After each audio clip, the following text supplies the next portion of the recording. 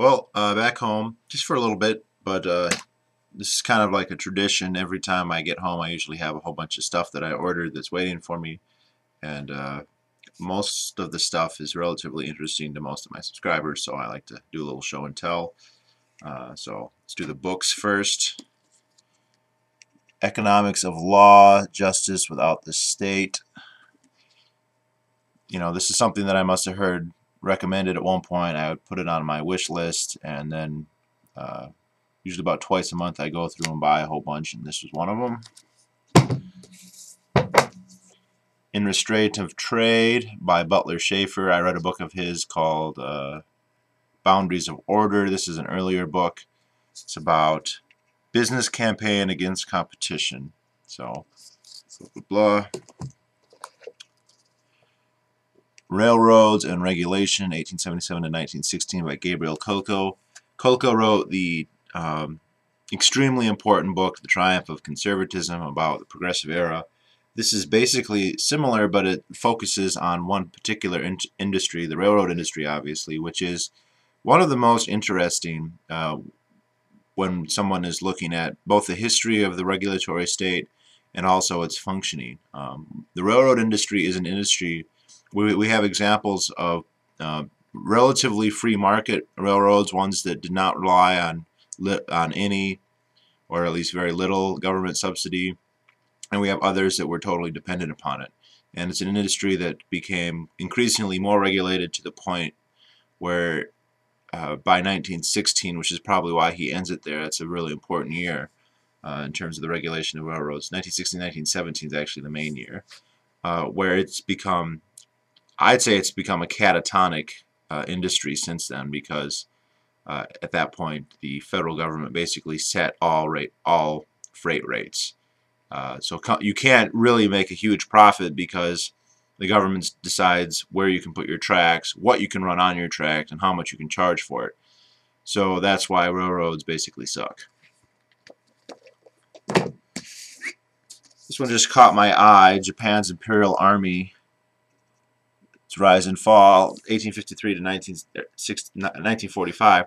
That's quite a swath of the years to cover such a large topic, but one of the reasons I bought this is because I don't know a ton about the Imperial Japanese Army, and so this would be a good primer on that, I guess you could say. So once I'm done with it, I'll know more than I did, and that's always good. So,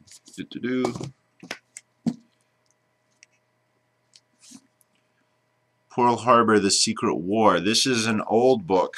I believe this was published in the 50s.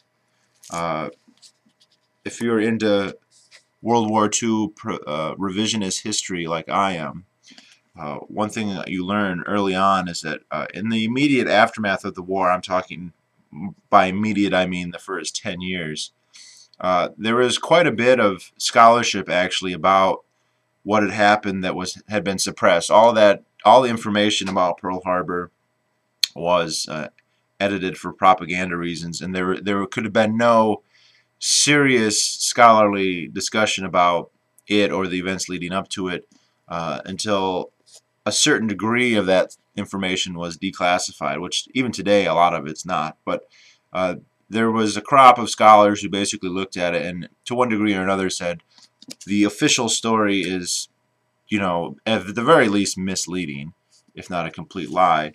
And there were a couple books published, you know, early on dealing with that. The classic book today is Robert Sinnett's book, Day of Deceit, but that didn't come out until the 90s. This is something I think he built upon. This, I know I read a book somewhere and it had multiple references to books about Pearl Harbor, and this was one of them. So, unusual for me, a novel. A lot of libertarians love this book. I know a few who became libertarians because of this book. I know that it was a popular book, so it was cheap. But I got a new paperback. I don't know when or if I'll ever read it, but maybe someday. Betrayal at Pearl Harbor: How Churchill Lured Roosevelt into World War II. And this is something Time Life actually made a documentary about this probably 15 years ago. There's quite a bit of consensus that, at the very least, the British intelligence, and Churchill specifically, knew a lot more about what was going to happen at Pearl Harbor than they let on. Basically, that they knew it was going to happen, and they made a point not to say anything to the U.S. Now, this is a little bit more kosher of a conspiracy theory because, as far as this one is concerned, FDR doesn't necessarily know what's going to happen, just Churchill did. And so it's not considered as, oh, what's the word? It's not so hard to believe that a foreign leader would be so callous. I guess there's this weird idea that a president couldn't possibly be so cold-hearted as to allow Americans to die, that a president would somehow, or at least the U.S. government would care more about that and be unwilling to do it, whereas a foreigner like Churchill, well, that makes a little bit more sense. But I have not read this book yet, but the Time Life documentary I watched seemed to think that it was pretty well established. But so we'll see. This one's not that old. Looks like the early 90s. Hungry Ghosts, Mao's Secret Famine. This goes back years and years. I'd say 6 or 7 years ago. I watched listened to a radio broadcast by Stanley Monteith, who I don't know if he's still around, but he had a radio show on the Liberty Radio or on RBN, I think. Anyway, if you ever listen to his show, which I only did once or twice, you have to sit there and write down the names of all the books that he references. He is a pre-internet person, basically, and he would go around the country just buying books all over the place, and then he would use them as references. And every book that I've bought that he has referenced has been amazing. I think I've bought about 7 before I'd bought this, and every one of them was extremely enlightening and informative and interesting. And this is about the famine in China, the Hungry Ghosts. And I had tried to find this actually when he first mentioned it, and I could not. And then I looked again a few years later and was able to, and went and bought it. So that'll be interesting. Along similar lines, Harvest of Sorrow, Soviet Collectivization and the Terror Famine. So I must have been hungry or something when I bought these. Soviet Union is one of those things I come back to every now and again. So Pearl Harbor Myth, Rethinking the Unthinkable. This one doesn't look that old. This is from 2008, so I wonder what this one will say.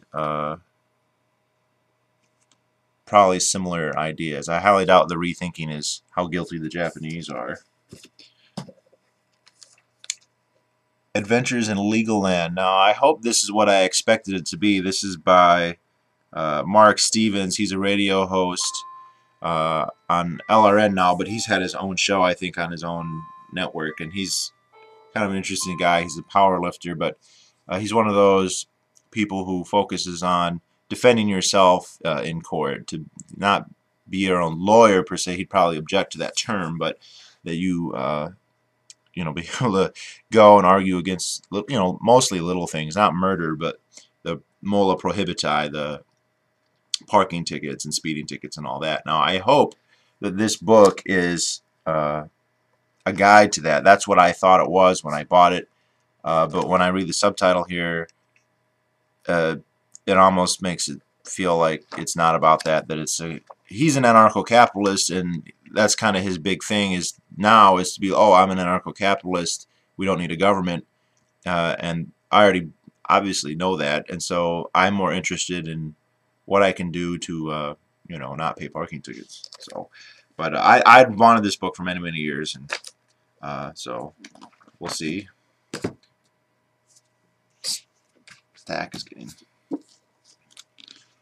Black Rednecks and White Liberals by Thomas Sowell. Thomas Sowell is probably best known for his little Liberty Pen videos that get posted on YouTube. I just might as well say it. I mean, he's kind of the token black libertarian. There's the other one being Walter Williams. Those are the two.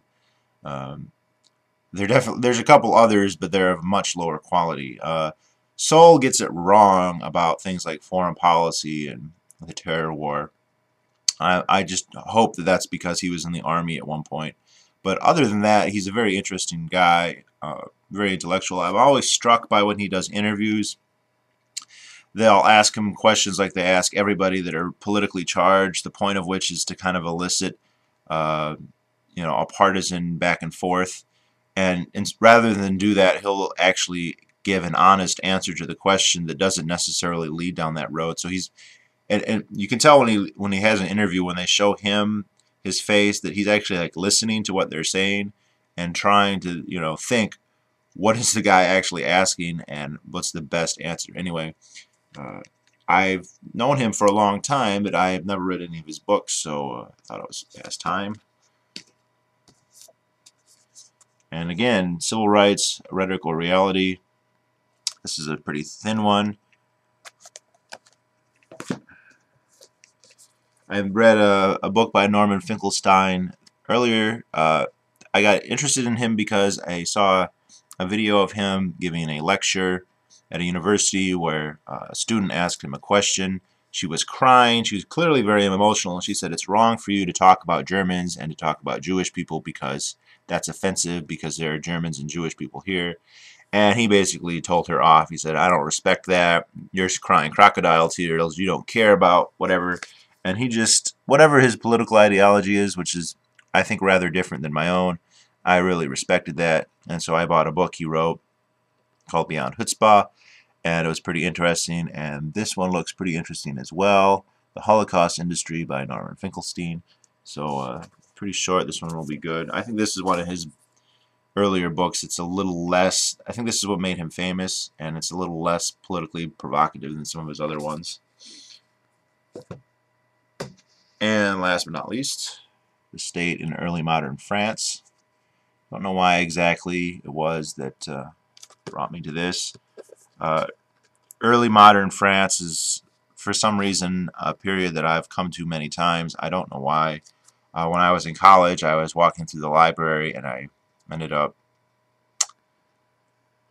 just checking out a whole bunch of books about that time. I don't know why, and I read all of them, and it's something I always come back to. So normally I just, when I feel like I have money to splurge a little bit, I'll go on my wish list and just start scrolling through it. And as you can see, it's not random. I didn't have a plan to buy a whole bunch of Pearl Harbor books or Thomas Sowell books, but that's what happened, and so that's fine. Now, the other things, after I got home, I went to my dealer, and we got,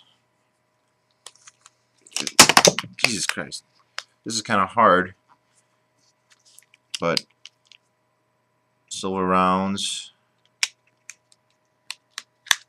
See, I just bought his stock of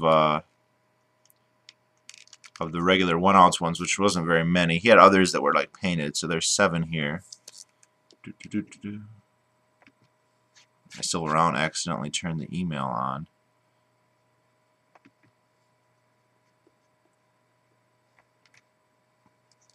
But there are those. I bought another 10-ounce brick or block or bar, I guess. I have one identical to this that I got last time. And then gold coin. All my 1-ounce gold coins have been Krugerrands up to this point. And this is a Liberty $20 piece. $20.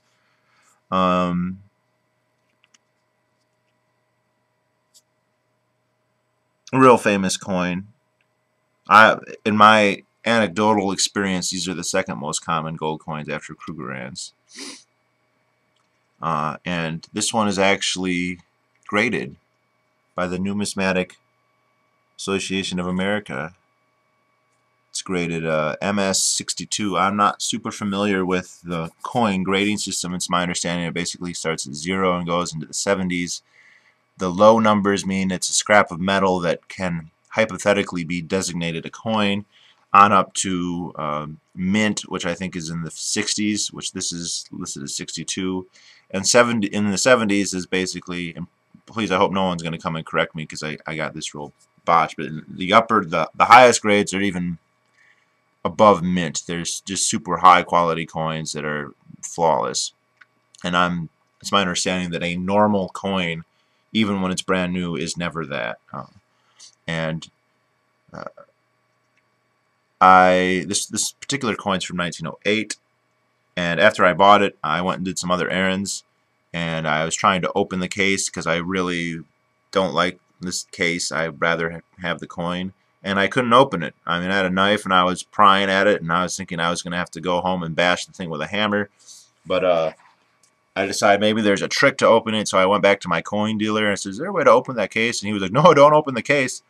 He said, "If you open the case, it won't have any numismatic value, and no one will believe that it's, the only way that people are going to take seriously the rating is that it's in the sealed container. If you break, and I mean that makes perfect sense to me. I don't like to. This would be the first coin I've ever bought that had any kind of numismatic value. I don't like doing that. I mean, I just want to hold the gold, and I can't because it's in the stupid plastic thing. So yeah, this thing was more money than just an ounce. I think it was like $1,800. He didn't have a big selection. He didn't have any Krugerrands. He had a whole bunch of half ounces, and I was in the market for more than that. So, it's fine. I'd rather have paid a little bit less and got a coin I could actually hold, but he didn't have that. But this is still fine. So he said, "Don't." He goes, "You didn't open it, did you?" I said, "No, I couldn't. That's why I came back to you." And he goes, "Yeah, don't open it." And so there's that. Was that it? Was there any?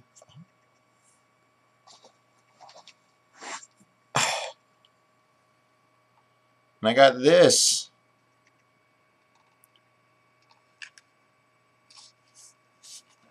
This is an FAL, Fabrique Nationale.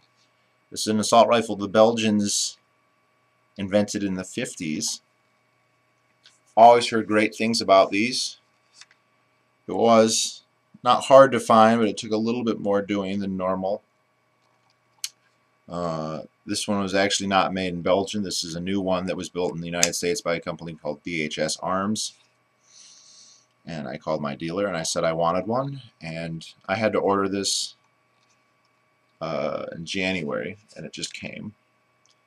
And actually, when I went to the gun store, it was very windy in Michigan that day. The gun store I go to is like more than 100 miles from my house, but it's on the way from work to home, and their power was out. And they said, "Well, we can't really do credit cards or anything like that." I said, "Well, I already paid for it," which I had. And I gave them my account, my order number. You don't have accounts there. And yeah, they pulled it out and just handed it to me, and I walked out the door. It came in its own case, its own strap, and a nice manual. So I have not gotten to shoot this yet. I think I'm going to go do that today, actually. But it's a cool gun. It's relatively light, but it's very, I don't know, it's not very bulky. But it became highly recommended. So 308, 7.62 NATO round. But I wanted one for a long time, and now I have one. So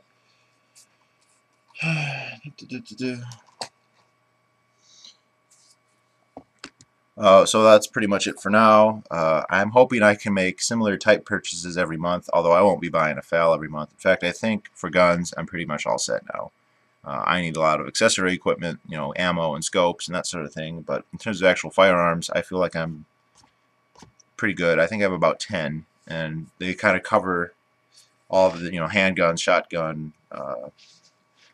bolt-action rifle, semi-automatic rifle. I feel like there's a couple other guns that I would like, but I really think I'm past the point where their cost is marginally useful, I guess. So just that much more to put into gold and silver, whatever. So yeah, that's pretty much it. 20 minutes. Let's cut it short then.